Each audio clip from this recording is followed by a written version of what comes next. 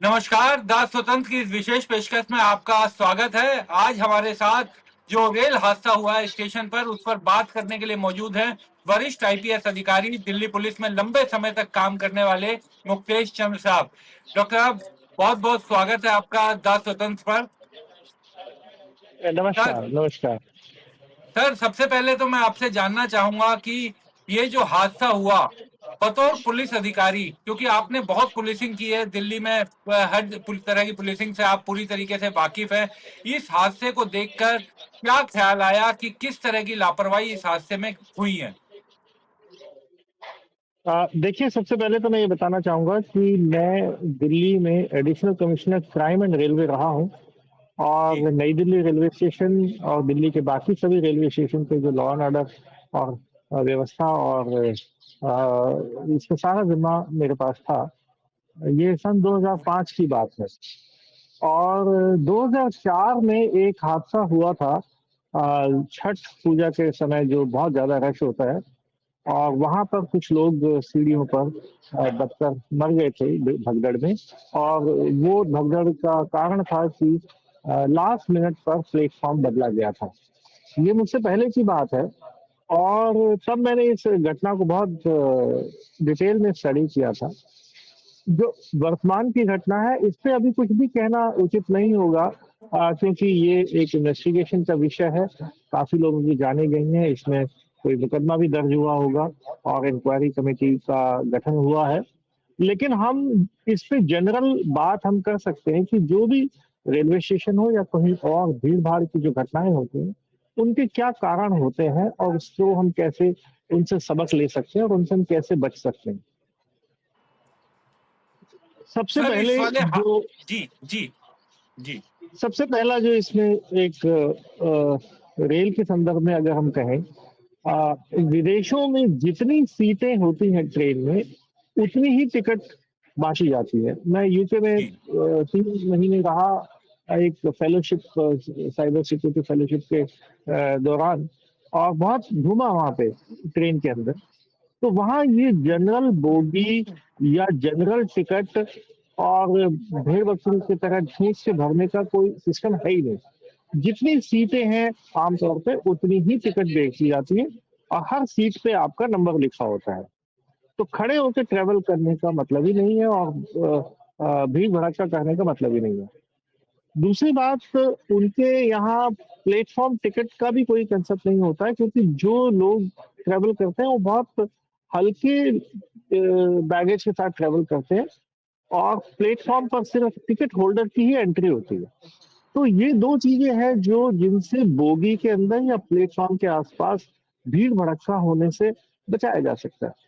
अब अनफॉर्च्यूनेटली हमारे यहाँ ये व्यवस्था नहीं है तो एक प्लेटफ़ॉर्म पर कितने लोग होने चाहिए ताकि वो भगदड़ ना हो या एक सीढ़ी पर कितने लोग चढ़ने चाहिए जिससे ये भगदड़ ना हो? इसका एक साधारण सा नियम है कि 1 स्क्वायर मीटर, 1 वर्ग मीटर के अंदर 5 से ज़्यादा 5 या 5 से ज़्यादा है, तो ये सीरियस है, इसमें धक्का-मुक्की के और दब कर दम घुटने के मरने के चांसेस बहुत ज़्यादा होते हैं। जी लेकिन ये चीज़ हम देखते हैं कि मेलों के अंदर, रेलवे स्टेशंस पे क्रिकेट के मैच में या ऐसी और बहुत सारी जो गैदरिंग्स होती हैं, उसमें इस लिमिट को क्रॉस कर दिया जाता है और इसको नज़रअंदाज बहुत बार किया जाता है।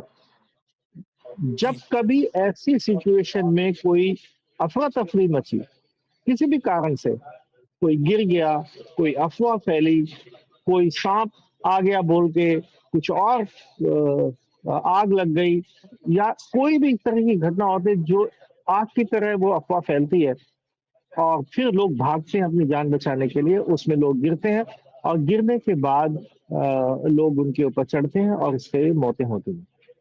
दूसरी बात जो ये है कि जो ट्रेनिंग, अवेयरनेस, ड्रिल कि ऐसी भीड़-भाड़ की जगहों पे ना जाएँ और अगर कहीं आप ऐसी सिचुएशन में फँस गए हैं, तो उससे बच निकलने के लिए हमें क्या ड्रिल अपनानी चाहिए? मैं नहीं समझता कि हमारे यहाँ के स्कूल, कॉलेजेस में इस चीज़ की कोई ट्रेनिंग दी जाती है कि ऐसी सिचुएशन में क्या किया जाए? बिल्कुल। दूसरी बात ये है कि हम बहुत सारे हमने तरक्की की है। सीसीटीवी कैमरे हमने मार्केट की जगहों पे लगाए हैं, बिजी जगहों पे लगाए हैं, रेलवे स्टेशंस पे, बस स्टैंड्स पे लगाए हैं। लेकिन उनको मॉनिटर कौन करता है, उनको देखता कौन है, और देख के तुरंत एक्शन लेना। अगर आप किसी भी बड़ी व्यवस्था में देखें तो पता चलेगा कि 100 सीसीटीवी कैमरे लगे हैं, उनके आगे 2 या 3 ऑपरेटर बैठे हैं जो देख रहे हैं। ह्यूमनली इसको पॉसिबल नहीं है कि इतनी सारी घटनाओं, जो 100 कैमरे, 200 कैमरे, 500 कैमरे लगे हैं, उन पे कोई नजर रख सके। इसी जी के लिए आर्टिफिशियल इंटेलिजेंस का प्रयोग और वीडियो एनालिटिक्स का प्रयोग करना बहुत जरूरी है, जो तकनीक आज की डेट में बहुत इजीली अवेलेबल है। जैसे ही 5 से या 5 से ज्यादा की डेंसिटी होती है, इमीडिएटली वो अलर्ट इसमें कैमरे सिस्टम को देनी चाहिए और वहां ह्यूमन इंटरवेंशन होना चाहिए। Crowd sir. कंट्रोल की जहां तक बात होती है, हाँ जी, जी आप कुछ कह रहे जी। हैं। नहीं, मैं ये जानना चाह, सर आप अपनी बात पूरी कीजिए, उसके बाद मैं अगला सवाल करता हूँ। जी हाँ, दूसरा ये होता है कि जब कभी क्राउड कंट्रोल होता है तो उसको रेगुलेट करने के लिए चैनलाइजर्स बनाए जाते हैं, बैरिकेड्स बनाए जाते हैं, ताकि जो डेंसिटी है पास से नीचे रखी जाए, और अगर वो ज्यादा हो रही है तो उस एरिया को बंद किया जाए ताकि उसमें और ज्यादा लोग ना आए। और पीए सिस्टम का इस्तेमाल किया जाए, लोगों को कहा जाए कि शांत रहिए, धक्का मुक्की मत कीजिए, आगे मत बढ़िए। और चैनलाइजर्स और ये जो व्यवस्था होती है, अगर भीड़ बढ़ रही है तो उसे एक चैनलाइजर में डाल दिया जाता है ताकि वो थोड़ा सा घूमे, थोड़ा सा रेस्ट करे और वापस वो उससे आए। तो ये बहुत सारे जो कारगर उपाय हैं, और जिसमें कोई रॉकेट साइंस नहीं है, जो जी पिछली, अगर हम 50 साल की घटनाओं को एनालाइज करें, हर घटना के बाद एक कमेटी बैठती है या आत्मचिंतन होता है, पुलिस का हो, प्रशासन का हो, जुडिशियल हो, इंक्वायरी हो, उससे जो सबक निकल के आते हैं वो बड़े कॉमन हैं और उन पे अमल करने की बहुत ज्यादा जरूरत है। मैं अपने व्यक्तिगत अनुभव से मैं कह सकता हूँ कि बहुत बार इन चीजों को इम्प्लीमेंट करने में कुछ रुकावट पेश आती है, कुछ प्रेशर आता है बड़े बड़े सीनियर फंक्शनरीज का। लेकिन ऐसे में हमें अपनी ड्यूटी से नहीं चूकना चाहिए। गलत अगर आप देखते हैं और व्यवस्था ठीक नहीं है तो उसे तुरंत उसको रोकना चाहिए, और प्राइवेट गैदरिंग अगर है तो उसका लाइसेंस या उसका जो आयोजन है उसको कैंसिल करना चाहिए, जब तक सर, कि लेकिन पूरा आपने सुरक्षा, जो जी जी जी जब तक सर पूरी आपने जो बात सुरक्षा का। कही। हाँ जी, हाँ। सर आपने जो बात कही कि जो संख्या है, जितनी हमारी कैपेसिटी है, विदेशों से तुलना की, लेकिन सर यहाँ तो रेलवे रिकॉर्ड बना रहा था कि हमने 1 घंटे में इतनी टिकटें बेच दी। रेलवे को अपनी अनुमानित क्षमता का पता है, कितनी ट्रेन लगी है इसका पता है, कितने उसमें मैक्सिमम लोग जा सकते हैं उसका पता है, लेकिन 1 घंटे में इतनी टिकट बेची, ये रिकॉर्ड बनाने में रेलवे भी जुटा हुआ था। और साथ साथ सर, जो वीडियो लगातार आ रहे थे पिछले कुछ दिनों से, जिसमें साफ दिखाई दे रहा था कि जो रिजर्व डिब्बे हैं उसमें भी पब्लिक जनरल टिकट लेकर के पूरी तरह भर गई है। लोगों को बहुत परेशानी हो रही है, जिनके रिजर्व टिकट है वो यात्रा नहीं कर पा रहे हैं। तो एक तरह से ये लापरवाही जानबूझकर पिछले कुछ दिनों से की जा रही थी, ऐसा लगता है। देखिए, ये मैंने आपको पहले ही बताया कि एक डिब्बे की भी एक कैपेसिटी है। अब आप एक छोटा सा डब्बा अगर आप लेंगे और उसमें आप कितनी फुटबॉल की गेंदें भर सकते हैं, थोड़ी देर तक तो जी वो ठीक रहेंगी, और जब ज्यादा हो जाएंगी तो ठूस ठूस के भरने के बाद वो एक दूसरे से दबेंगी, पिचकेंगी। तो ये एक बोगी में कितने लोग सफर कर सकते हैं, इसका तो जरूर कोई ना कोई मापदंड होगा। ऐसा हो ही नहीं सकता। और अदरवाइज जो मैंने बताया कि जितनी सीटें उतने आदमी, हम्म, अगर उससे ज्यादा हम भर के ले जाते हैं तो ये तो ऑटो रिक्शा के अंदर दिल्ली में अगर आप देखें तो 3 सवारी तय है, ऑटो में अब 3 सवारी पीछे बिठा सकते हैं। लेकिन आप अक्सर देखते हैं कि 3, 4, 5, 2 आगे लटके, 2 पीछे लटके।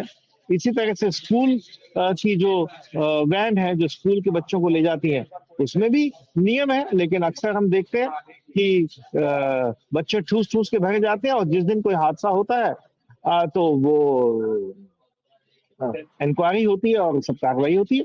तो जब एक ऑटो रिक्शा में नियम है, एक स्कूल वैन में नियम है, स्कूल की बस का नियम है, तो वही नियम रेलवे की कोच में भी हमें लागू करना चाहिए कि इससे ज़्यादा उस सीट में नहीं बैठेंगे। अब होता क्या है, जनरल टिकट या जनरल बोगी का जब कंसेप्ट किया जाता है, तो उसमें रेलवे अथॉरिटीज या जीआरपी रेगुलेट करने की कोशिश भी करे, तो वो मुमकिन नहीं है, क्योंकि हजारों की संख्या में लोग वहां जाने को तैयार बैठे हैं, जिन्हें प्लेटफॉर्म का एक्सेस दे दिया गया है, और अब वो घुसने को तैयार है। कोई भी ट्रेन मिले, कोई भी सीट मिले, लोग टॉयलेट में जा रहे हैं, लोग इंजन रूम में घुसने की कोशिश कर रहे हैं, लोग शीशे तोड़ रहे हैं। तो मैं समझता हूँ कि ये कानून और व्यवस्था का विषय है, जिसे रेगुलेट करना बहुत जरूरी है। अन्यथा ये हादसे जैसा देखने में आया है कि कुछ साल के बाद फिर रिपीट होते हैं, और उससे पहले जो सबक लेना चाहिए था, मुझे लगता है वो कागजों में दबा रह जाता है, और कुछ समय के लिए शांति हो जाती है, उसके बाद फिर एक हादसा होता है। दुर्भाग्य से जो आम जनता में जो सेफ्टी के प्रति, सुरक्षा के प्रति जो भावना है, वो भी मिसिंग है। मैं दिल्ली में यातायात का मुखिया रहा हूँ, यातायात पुलिस का, और मैंने जी। देखा है कि एक हेलमेट को लगाने के लिए कितनी जद्दोजहद हमें करनी पड़ती है। उसका चालान करो, उसे समझाओ, उसकी ट्रेनिंग करो, फिर भी लोग हेलमेट नहीं लगाते। उसका अपना सिर है, उसे बचाने के लिए हेलमेट की जरूरत है। इतनी सी बात समझाने में बहुत मुश्किल होता है हमें लोगों को समझाना। तो जब आप देख रहे हैं कि जब इतनी भीड़ है और इसमें दब के मरने के चांसेस हैं, तो आप रुक जाइए, कोई बाद में चले जाइए या टाल दीजिए उसको। ऐसा कोई आवश्यक नहीं है कि हम उस भीड़ में बच्चों, छोटे बच्चों के साथ जाएं और कुचल के मरे। सर, जब यह हादसा हुआ तो शुरुआत में ये कहा गया रेलवे की तरफ से कि रश जैसी स्थिति बन गई, फिर बाद में कहा गया कि स्टैम्पेड जैसी स्थिति बन गई, उसके काफी देर बाद ये कहा गया कि स्टैम्पेड हुई थी। तो ये लग रहा था कि जिस समय यह हादसा हुआ उसके बाद पहले कोशिश हेडलाइन मैनेजमेंट की गई कि किसी तरह उसे बचाया जा सके, और जो खबर सही आनी चाहिए सामने वो जानकारी देने में बहुत देर की गई। इसको एक पुलिस ऑफिसर के नजर से आप किस तरह से देखते हैं?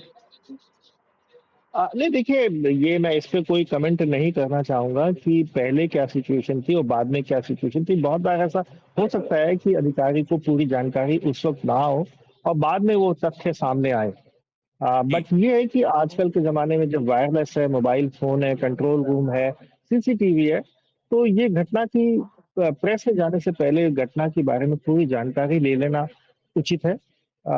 ये कुछ घंटों के बाद तो स्थिति क्लियर हो ही गई थी कि कितने लोग मरे हैं और क्या घटना हुई है। सर, एक मैं आपका ट्वीट भी पढ़ रहा था, उसमें आपने ये कहा कि इस मामले में लापरवाही से हुई हत्या का मामला दर्ज होना चाहिए। मैं आपसे एक और चीज जानना चाह रहा हूं सर कि इसमें लापरवाही से हुई मौत का होना चाहिए या कल्पेबल होमिसाइड होना चाहिए, क्योंकि कल्पेबिलिटी तो इसमें अधिकारियों को मालूम था, उनको ये मालूम था कि हम ज्यादा टिकट बेचेंगे तो किसी तरह की दुर्घटना हो सकती है, ये आशंका तो हमेशा रहती ही है। ये कहना बड़ा प्रीमेच्योर है, अभी के मुकदमा किस धारा में लगना चाहिए। बट प्राइमा फेसी बिल्कुल ठीक है कि causing death by rash and negligent act है, किसी ना किसी की नेग्लिजेंस जरूर है इसके अंदर। और वो इंक्वायरी कमेटी जो गठित की गई है, उससे ये चीजें निकल के आएंगी कि क्या कारण रहे। भीड़ अपने आप में है, भीड़ सबको मालूम है, रेलवे स्टेशन पे भीड़ हमेशा से ही होती आई है और हमेशा हादसे नहीं होते हैं। कोई ना कोई घटना हुई है जिसकी वजह से ये हादसा हुआ, और इसको झुटलाया नहीं जा सकता। 18 लोगों की मृत्यु जो बताई गई है, और जब कारण निकलेंगे तो पता चलेगा। उससे पहले स्पेकुलेशन करना या गैसवर्क करना मेरे ख्याल से ठीक नहीं होगा। जी। मैं, जैसे मैंने बताया कि मैं भी बहुत सारी ऐसी बड़ी गैदरिंग के लॉ एंड ऑर्डर अरेंजमेंट को मैंने देखा है, दिल्ली में, गोवा में। और तो इसके अंदर बहुत सारे फैक्टर्स होते हैं, बहुत सारी एजेंसीज इसमें मिलकर काम करती हैं।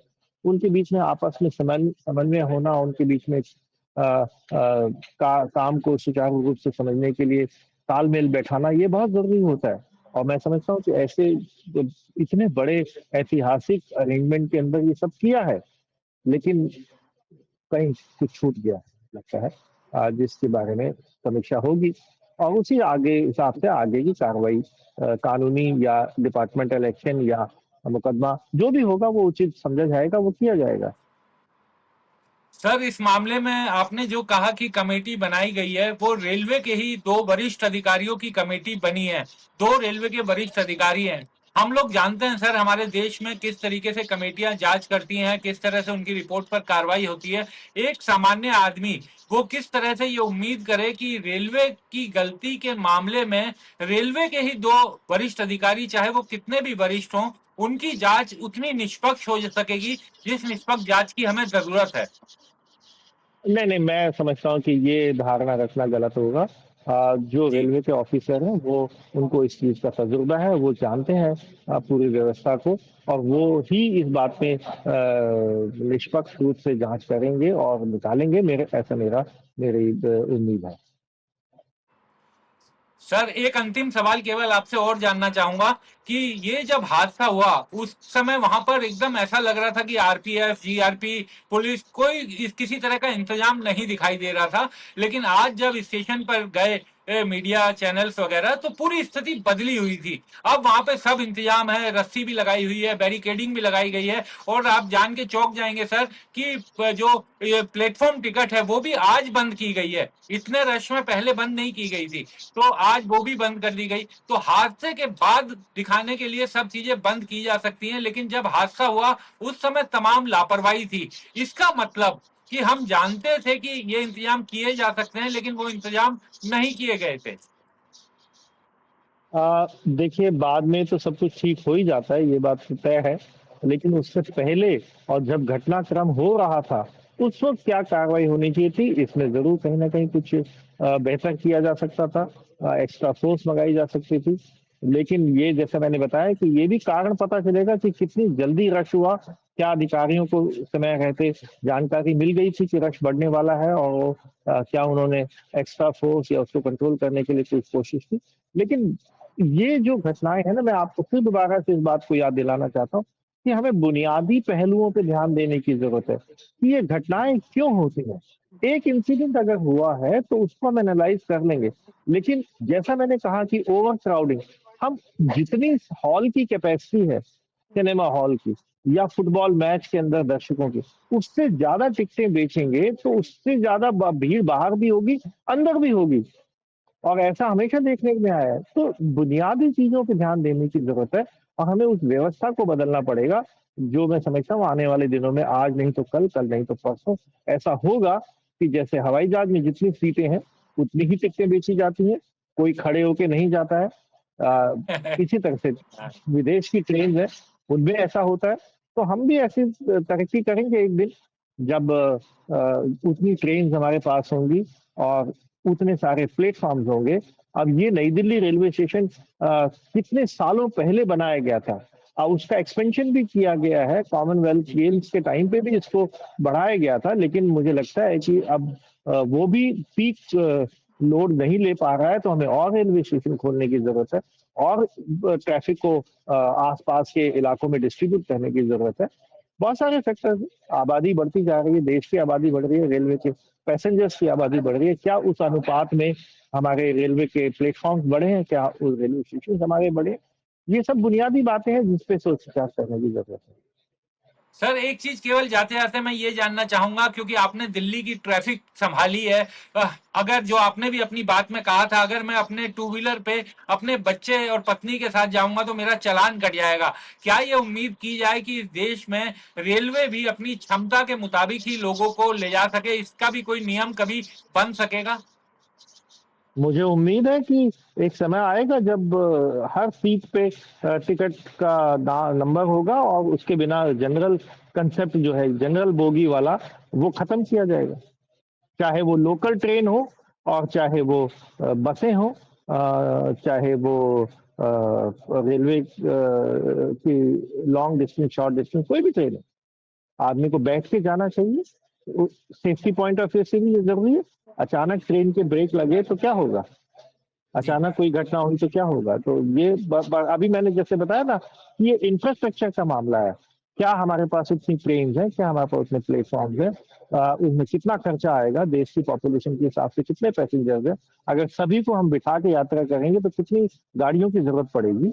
ये सब बहुत बड़ी बातें हैं, और आप और हम उस लेवल पे अभी नहीं सोच सकते। ये जो उच्च अधिकारी जो देश की नीति बनाते हैं, ये उनके सोचने का विषय है, और मुझे उम्मीद है देश सवेर ये देश में होगा। बहुत बहुत शुक्रिया सर। उम्मीद यही कि इस हादसे से अधिकारी लोग सबक लेंगे और कुछ सकारात्मक परिवर्तन आएगा। मुकेश चंद साहब, आप हमारे साथ जुड़े, स्वतंत्र के साथ जुड़े, बहुत बहुत शुक्रिया। दर्शकों से यही अनुरोध कि द स्वतंत्र देखते रहिए, इसे लाइक कीजिए, सब्सक्राइब कीजिए और हमारा साथ देते रहिए। सर बहुत बहुत शुक्रिया। धन्यवाद, थैंक यू। हमारे चैनल को कृपया लाइक करें, सब्सक्राइब करें और अपने साथियों से भी जरूर करवाएं। शुक्रिया।